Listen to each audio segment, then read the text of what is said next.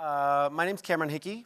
For the last 8 years, I've been producing science and technology stories with Miles O'Brien for the PBS NewsHour. After the 2016 election, we began investigating misinformation on social media. We realized right off the bat that we're going to need a data-driven approach to understanding this phenomenon if we're ever going to report on it effectively. So I started building NewsTracker.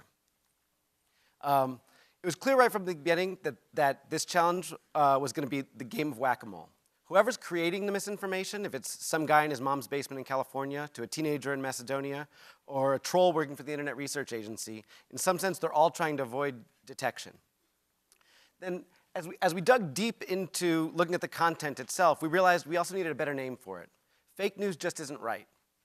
The term itself has been co-opted, it lacks a consistent definition, but more importantly, the problem is way bigger than just the fake stuff. So we call it junk news. What constitutes junk news? If this is everything that's junk, it certainly includes everything that's fake. It also includes stuff that's clickbait, stuff that's hyperpartisan, anything that's plagiarized, and certainly anything that's misleading, and occasionally when satire is made to be tricky, that as well.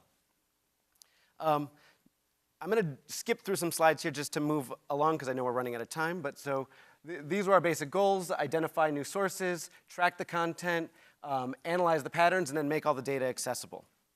I will skip my hypothesis and say that when we began looking at hundreds of sites that were identified by other researchers and journalists, all these entities here, we found tons and tons of junk. From there, we looked at all their Facebook pages to actually see what they were publishing on social media. But to solve this whack-a-mole problem that we identified, we had to find a way to identify new sources of junk, wherever they were popping up. It turns out the key to finding new sources is this woman. Her name is Betty Manlove. She's 86 years old. She's a Christian conservative Trump supporter. She lives in Indianapolis, Indiana. And before you guess, she's not a fake troll or a bot created by the Internet Research Agency. She's my grandmother. And I'm not joking. This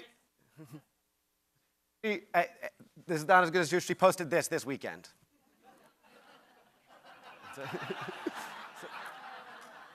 So I recognized that Betty Manlove was a critical piece of this puzzle as I searched through junk news pages on Facebook. Betty Manlove had liked almost every one of them. But it was really bigger than that. She's liked over 1,400 stories or 1,400 pages on Facebook. When I started looking through all of those other pages, I found hundreds of new junk sites that no one had identified before. Of course, it's not just Betty.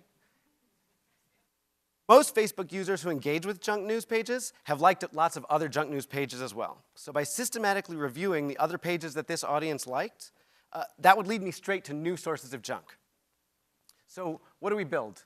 We set up a system to automatically collect every post from every suspect junk news source we identified. It's over 500,000 articles at the moment and counting.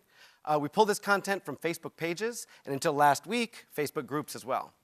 So this is what NewsTracker looks like. We do a number of different things. For each post, we collect the entire contents of the URL, as well as their Facebook engagement data, domain registration details, tracking metadata, and we link this URL to every other page that's been sharing it.